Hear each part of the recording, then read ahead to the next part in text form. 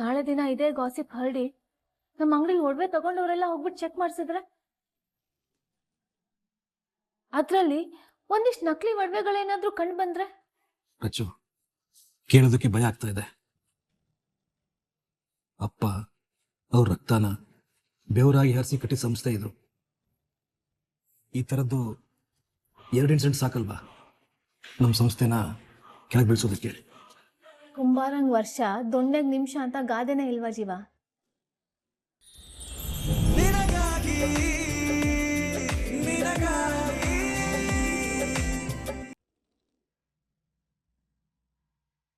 ಜೀವ, ಅಯ್ಯೋ ಓಕೆ? ಮತ್ತೆ ಊಟ ಮಾಡೋದನ್ ಬಿಟ್ಟು ಏನ್ ಚಿಂತೆ ನಿಮ್ಗೆ? ರಚ್ಚು, ಇವತ್ತು ಅಂಗಡಿಲಿ ಒಂದು ಶಾಕಿಂಗ್ ಇನ್ಸಿಡೆಂಟ್ ನಡೀತು.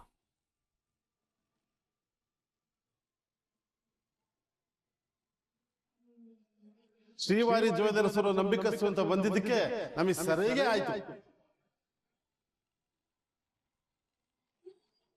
ಗೋಲ್ಡ್ ಲೋನ್ಗೆ ಅಪ್ಲೈ ಮಾಡಿದ್ದೆ, ಇದು ಒರಿಜಿನಲ್ ಗೋಲ್ಡ್ ಅಲ್ಲ ಅಂತ ಇದ್ದಾರೆ. ಇನ್ನು 2 ದಿವಸದಲ್ಲಿ ದುಡ್ಡು ವಾಪಸ್ ನೋಡ್ಬೇಕು, ಇಲ್ಲ ಅಂದ್ರೆ ಪೊಲೀಸ್ ಕಂಪ್ಲೇಂಟ್ ಕೊಡ್ತೇನೆ. ನಮ್ಮ ಅಂಗಡಿ ಹೀಗೆಲ್ಲ ನಡೀತಾ ಇದೆಯಾ? ನಮ್ಮಕ್ಕಾಗದೇ ಇದ್ರು ಅದೇ ನಿಜ. ಅಲ್ಲಿಗೆ ಯಾರೋ ಅಂಗಡಿಯಲ್ಲಿರೋ ಒರಿಜಿನಲ್ ಒಡವೆಗಳನ್ನ ಬದಲಾಯಿಸಿ ಅದೇ ತರ ಕಾಣಿಸೋ ಡ್ಯೂಪ್ಲಿಕೇಟ್ಗಳನ್ನ ರೀಪ್ಲೇಸ್ ಮಾಡಿ ಮಾರಾಟ ಮಾಡ್ತಾ ಇದ್ದಾರೆ. CCTV ಚೆಕ್ ಮಾಡಿದ್ರಾ? ಕಳ್ಳ ಯಾರು ಅಂತ ಗೊತ್ತಾಯ್ತಾ? ಚೆಕ್ ಮಾಡಿದೆ, ಯಾವ ಸುಳಿವು ಸಿಗ್ಲಿಲ್ಲ. ದಟ್ ಮೀನ್ಸ್ ಅವ್ರಿಗೆ ಅಂಗಡಿ CCTV ವರ್ಕಿಂಗ್ ಪ್ಯಾಟರ್ನ್ ಗೊತ್ತಿದೆ. ಅದ್ರ ಕಣ್ಣಿಗೆ ಕಾಣಿಸ್ತಾ ಇರೋ ಹಾಗೆ ಬದಲಾಯಿಸಿ ಕೆಲಸ ಮಾಡ್ತಾ ಇದ್ದಾರೆ. ನನಗೂ ಅದೇ ಡೌಟ್ ಇದೆ. ಆದ್ರೆ ಯಾರ ಮೇಲೆ ಅಂತ ಅನುಮಾನ ಪಡೋದು? ತುಂಬಾ ಜನ ಕೆಲಸಗಾರರು ಅಪ್ಪನ ಕಾಲದಿಂದಲೂ ನಿಯತ್ತ ಕೆಲಸ ಮಾಡ್ಕೊಂಡು ಬಂದಿದ್ದಾರೆ. ನನಗೆ ಭಯ ಆಗುತ್ತೆ, ನಾ ಪ್ರಶ್ನೆ ಮಾಡಿದ್ರೆ ಅವ್ರಿಗೆಲ್ಲಿ ಬೇಜಾರಾಗುತ್ತೋ ಅಂತ. ಯಾವುದೋ ಒಂದ್ ಒಡವೆ ಅಂದ್ರೆ ಪರವಾಗಿಲ್ಲ, ಒಂದೇ ದಿನ ಇಬ್ಬಿಬ್ರು ಬಂದ್ಬಿಟ್ಟು ಕಂಪ್ಲೇಂಟ್ ಮಾಡ್ತಾರೆ ಅಂದ್ರೆ ಆತಂಕ ಪಡೋ ವಿಷಯ ಅಲ್ವಾ ಇದು? ನಾಳೆ ದಿನ ಇದೇ ಗಾಸಿಪ್ ಹರಡಿ ನಮ್ಮ ಅಂಗಡಿಗೆ ಒಡವೆ ತಗೊಂಡವರೆಲ್ಲ ಹೋಗ್ಬಿಟ್ಟು ಚೆಕ್ ಮಾಡಿಸಿದ್ರೆ ಅದ್ರಲ್ಲಿ ಒಂದಿಷ್ಟು ನಕಲಿ ಒಡವೆಗಳೇನಾದ್ರೂ ಕಂಡು ಬಂದ್ರೆ ರಚ್ಚು, ಕೇಳೋದಕ್ಕೆ ಭಯ ಆಗ್ತಾ ಇದೆ. ಅಪ್ಪ ಅವ್ರ ರಕ್ತನ ಬೆವರಾಗಿ ಹರಿಸಿ ಕಟ್ಟಿ ಸಂಸ್ಥೆ ಇದು. ಈ ಥರದ್ದು 2 ಇನ್ಸಿಡೆಂಟ್ ಸಾಕಲ್ವಾ ನಮ್ಮ ಸಂಸ್ಥೆನ ಕೆಳಗೆ ಬೀಳ್ಸೋದಕ್ಕೆ? ಕುಂಬಾರಂಗ್ ವರ್ಷ ದೊಣ್ಣೆಗ್ ನಿಮಿಷ ಅಂತ ಗಾದೆನೇ ಇಲ್ವಾ ಜೀವ? ಕಟ್ಟೋದೇ ಕಷ್ಟ, ಕೆಡವೋದು ತುಂಬಾ ಈಸಿ. ಇದನ್ನ ಹೀಗೆ ಬಿಟ್ರೆ ಆಗಲ್ಲ ಜೀವ. ಆದಷ್ಟು ಬೇಗ ಕಳ್ಳರು ಯಾರು ಅಂತ ಕಂಡು ಹಿಡಿದು ಅವ್ರಿಗೆ ತಕ್ಕ ಶಿಕ್ಷೆ ಕೊಡಬೇಕು. ನಾನು ಅವ್ರ ಬಗ್ಗೆ ಯೋಚನೆ ಮಾಡ್ತಾ ಇದ್ದೀನಿ.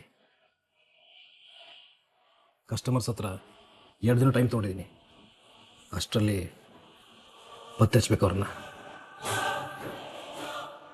ರಚ್ಚು, ಆಸ್ತಿ ಅಂತಸ್ತು ಹೋದ್ರೂ ಪರವಾಗಿಲ್ಲ, ಆದರೆ ಅಪ್ಪನ ಹೆಸರು ಕೆಡಬಾರ್ದು. ಹಾಗೆಲ್ಲ ಏನೂ ಆಗಲ್ಲ, ನೀವು ಧೈರ್ಯವಾಗಿರಿ. ಆ ಕಳ್ಳರನ್ನ ಆ ದೇವರು ಹೇಗಾದ್ರೂ ಮಾಡಿ ನಮಗೆ ತೋರಿಸ್ಕೊಡ್ತಾರೆ. ನೀವು ಚಿಂತೆ ಮಾಡದೆ ಹೊಟ್ಟೆ ತುಂಬಾ ಊಟ ಮಾಡಿ.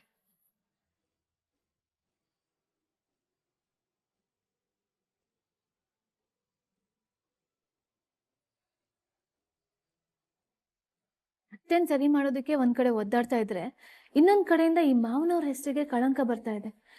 ಹೇಗ್ ಇದನ್ನ ಸಾಲ್ವ್ ಮಾಡೋದು?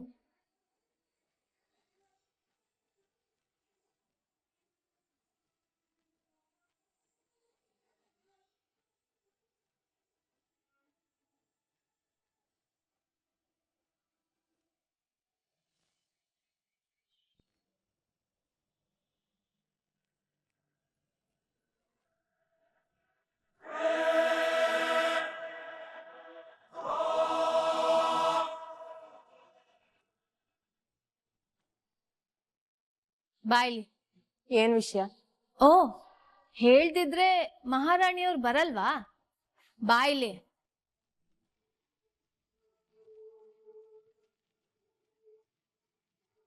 ಏನು?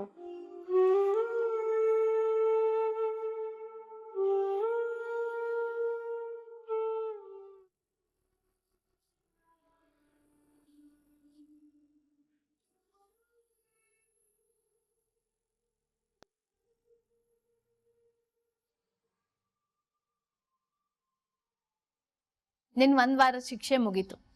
ದಸರಾ ಹಬ್ಬದ ಈ ಶುಭ ಸಂದರ್ಭದಲ್ಲಿ ನಿನ್ನ ಈ ಗೆಜ್ಜೆಗಳನ್ನ ನಿಂಗೆ ವಾಪಸ್ ಗಿಫ್ಟ್ ಆಗಿ ಕೊಡ್ತಾ ಇದೀನಿ. ತಗೋ.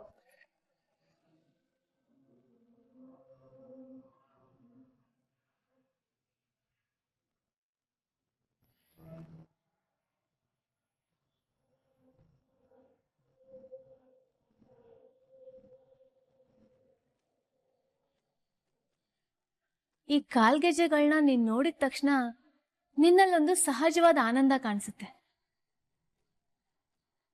ಎಕ್ಸೈಟ್ಮೆಂಟ್ ಕಾಣುತ್ತೆ. ಬೇರೆ ಸಮಯದಲ್ಲಿ ಯಾಕಿದ್ ಕಾಣಲ್ಲ? What do you mean? I mean to say, ನೀನು ಸಹಜವಾಗಿರು, ನಾಟಕಗಳನ್ನ ಕಡಿಮೆ ಮಾಡು. ದಸರಾ ಹಬ್ಬದ ವಿಶೇಷ ಗೊತ್ತಾ ನಿನಗೆ? ಇವತ್ತೇ ರಾವಣ ಅನ್ನೋ ರಾಕ್ಷಸನ ಮೇಲೆ ಶ್ರೀರಾಮ ಯುದ್ಧನ್ ಗೆದ್ದಿತ್ತು. ಅಧರ್ಮದ ವಿರುದ್ಧ ಧರ್ಮ ಗೆದ್ದಿತ್ತು. ಇವತ್ತೇ ಮಹಿಷಾಸುರ ಅನ್ನೋ ರಾಕ್ಷಸನ ಚಾಮುಂಡಿ ತಾಯಿ ಕೊಂದಿದ್ದು. ಅಂದ್ರೆ ಅಧರ್ಮದ ವಿರುದ್ಧ ಧರ್ಮ ಗೆದ್ದಿತ್ತು. ಇದೇ ದಿನನೇ ಪಾಂಡವರು ತಮ್ಮ ಅಜ್ಞಾತವಾಸನ ಮುಗಿಸಿ ರಾಜ್ಯಕ್ಕೆ ಹಿಂದಿರುಗಿದ್ರು. ಅಗೇನ್ ಅಧರ್ಮ ಸೋತು ಧರ್ಮ ಗೆದ್ದಿರೋ ದಿನ.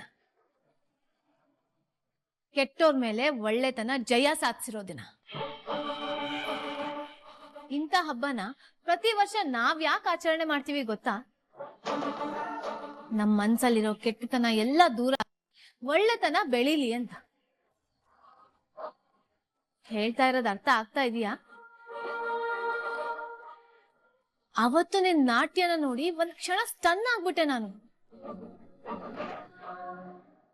ಎಂತ ಅದ್ಭುತವಾದ ಡಾನ್ಸರ್ ದೇವಿ ನೀನು. ಕಲೆ ಅನ್ನೋದು ಎಲ್ಲೂ ಒಲಿಯಲ್ಲ, ಆ ಸರಸ್ವತಿ ಕಟಾಕ್ಷ ಇರ್ಬೇಕು. ಅದ್ ನಿನಗಿದೆ. ಹೌದಾ? ನಿನ್ ನೃತ್ಯಾಭ್ಯಾಸನ ಮುಂದುವರ್ಸು, 4 ಜನಕ್ಕೆ ಆ ವಿದ್ಯೆನ ಹಂಚು. ಜ್ಞಾನ, ಸಂತೋಷ, ಸಂಪತ್ತು ಹಂಚದಷ್ಟು ಹೆಚ್ಚಾಗತ್ತಂತೆ. ನಿನ್ನ ಆ ಲೆವೆಲಲ್ಲಿ ನೋಡ್ಬೇಕು ಅಂತ ಆಸೆ ಪಡ್ತಾ ಇದ್ದೀನಿ ದೇವಿ ನಾನು. ಬಿಟ್ಬಿಡು, ನಿನ್ ಮನ್ಸಲ್ಲಿರೋ ಎಲ್ಲಾ ಕೆಟ್ಟತನೂ ಬಿಟ್ಬಿಡು. ಏಯ್, ಸಾಕ್ ನಿಲ್ಸು. ಏನ್ ಮಾತಿದ್ರೆ ನಾನೇನೋ ದೊಡ್ಡ ವಿಲನು, ನೀನ್ ದೊಡ್ಡ ಹೀರೋಯಿನ್ ಅನ್ನೋ ರೇಂಜಿಗೆ ಬಿಲ್ಡಪ್ ಕೊಡ್ತಾ ಇದೀಯಾ? ಇತ್ತೀಚಿಗಂತೂ ಯಾವಾಗ ಚಾನ್ಸ್ ಸಿಗುತ್ತೋ ಅವಾಗ ಇವಳನ್ನ ತುಳ್ದು ಹಾಕ್ಬೇಡ ಅಂತ ಅನ್ಕೋತಿದ್ಯಾ ಅಲ್ವಾ? ಅವತ್ತು ಎಲ್ರ ಮುಂದೆ ನಾಟ್ಯ ಮಾಡಿಸಿ ದೇಣಿಗೆ ವಿಚಾರಕ್ಕೆ ನನ್ನ ಮಾನ ಕಳ್ದೆ. ಆಮೇಲೆ ಬೊಂಬೆನ್ ಬಿಟ್ಟು ಹೆದರ್ಸ್ದೆ. ಏನ್ ಅನ್ಕೊಂಡ್ಬಿಟ್ಟಿದ್ಯಾ ನೀನ್ ನನ್ನನ್ನ? ನಿಲ್ಲಿಸ್ಕೊಂಡ್ಬಿಡಿದನ್ನ. ನಿನಗೆ ನನ್ನ ಬಗ್ಗೆ ಸರಿಯಾಗಿ ಗೊತ್ತಿಲ್ಲ. ಗೊತ್ತಿದೆ. ನಮ್ಮತ್ತೆ ಕತ್ಲೆ ಕೋಣೆಯಲ್ಲಿ ಇರೋದೆ ನಿನ್ನಿಂದ ಅಂತ ನನಗೆ ಗೊತ್ತಿದೆ. ಈ ಮನೆಯಲ್ಲಿ ಎಲ್ಲರ ನಡುವೆ ಹುಳಿ ಹಿಂಡೋಳು ನೀನೇ ಅಂತ ನನಗೆ ಗೊತ್ತಿದೆ. ಅಚ್ಚು, ಆ ಕಳ್ಳರು ಯಾರು ಅಂತ ನೀನ್ ಪತ್ತೆ ಹಚ್ಬಿಟ್ಯಾ? ಯಾರಂತ ಹೇಳಮ್ಮ, ಜೀವಂತ ಮನೆ ಹೋಗಲ್ಲ ಅವರು.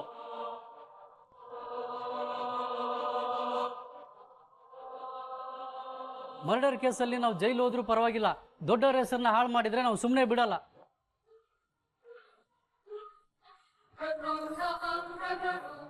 ಹೇಳಿ ಅಮ್ಮ.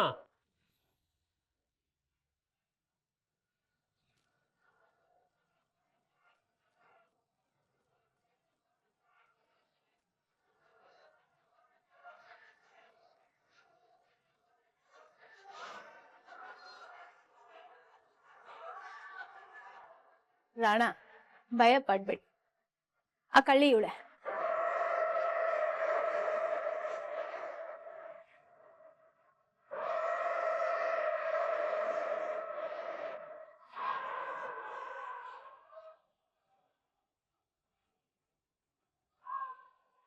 ಮೇಡಮ್, ನಾನು ಕಳ್ಳಿ ಅಲ್ಲ.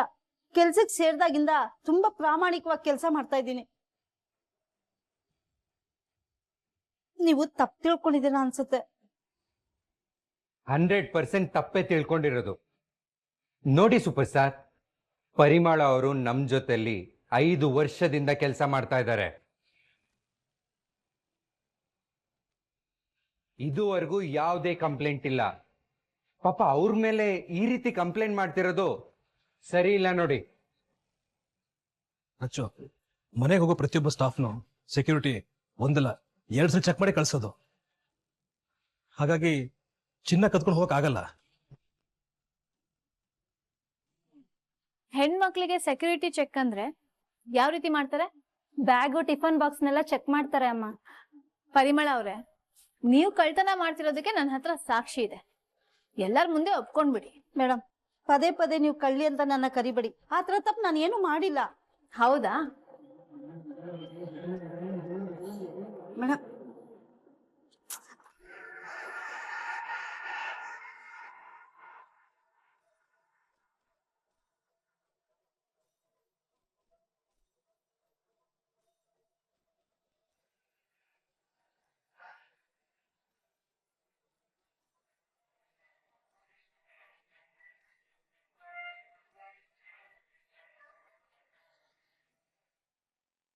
ಪರಿಮಳ ಅವರೇ, ಏನಿದೆಲ್ಲ? ನನ್ನನ್ನು ಕ್ಷಮಿಸ್ಬಿಡಿ ಸರ್. ಮನೇಲಿ ಕಷ್ಟ ಆಯ್ತು, ತಪ್ಪು ಮಾಡ್ಬಿಟ್ಟೆ. ಕ್ಷಮಿಸ್ಬೇಡಿ ಯಜಮಾನ್ರೆ, ಉಂಡು ಮನೆಗೆ ದ್ರೋಹ ಬಗೆಯರ್ನ ಸುಮ್ಮನೆ ಬಿಡ್ಬಾರ್ದು. ಅವ್ರು ಹೇಳ್ತಾ ಇರೋದು ಕರೆಕ್ಟ್. ಇಂಥವ್ರನ್ನೆಲ್ಲ ಜೈಲಿಗೆ ಕಳ್ಸಿದ್ರೇನೆ ಈ ತರ ಕೆಲ್ಸನ ಮಾಡ್ಬಾರ್ದು ಅನ್ನೋದು ಅವ್ರಿಗೆ ಗೊತ್ತಾಗುತ್ತೆ. ನೀವು ಪೊಲೀಸವ್ರನ್ನ ಕರ್ಸಿ ಜೀವ. ಬೇಡ ಮೇಡಮ್, ನನ್ಗೆ 2 ಮಕ್ಳಿದ್ದಾರೆ. ನನ್ ಕಳ್ಳಿ ಅನ್ನೋದು ಅವ್ರಿಗೆ ಗೊತ್ತಾದ್ರೆ ಅವ್ರ ಮುಂದೆ ನನ್ ತಲೆ ಎತ್ತಿ ನಿಲ್ಲಕ್ಕಾಗಲ್ಲ ಮೇಡಮ್. ಮೇಡಮ್, ದಯವಿಟ್ಟು ಅವ್ರಿಗೋಸ್ಕರ ಆದ್ರೂ ನನ್ನ ಕ್ಷಮಿಸಿ ಮೇಡಮ್. ಇದೇಳಿ, ಬಂಗಾರನು ಕಳ್ಕೊಂಡು ಅಂಗಡಿ ಹೆಸರನ್ನು ಕೆಡ್ಸ್ಕೊಂಡು ನಿನ್ನ ಕ್ಷಮಿಸ್ಬೇಕಾ? ಮಕ್ಕಳು ಅಂತ ಬಾಯ್ ಬಿಡ್ಕೊಂತೀರಲ್ಲ, ಇದೇ ಕಳ್ತನ ಮಾಡುವಾಗ ಮಕ್ಕಳು ನೆನಪಾಗ್ಲಿಲ್ವಾ? ತಪ್ಪಾಗೋಯ್ತು ಸರ್, ಪ್ಲೀಸ್ ಕ್ಷಮಿಸ್ಬಿಡಿ. ಸರಿ, ಕದ್ದು ಬಂಗಾರನೆಲ್ಲ ವಾಪಸ್ ತಂದು ಕೊಡ್ಬೇಕು, ಇಲ್ಲ ಅದಕ್ಕೆ ಸರಿಯಾಗುವಷ್ಟು ದುಡ್ಡನ್ನ ತಂದು ಕೊಡ್ಬೇಕು. ಆಗುತ್ತಾ?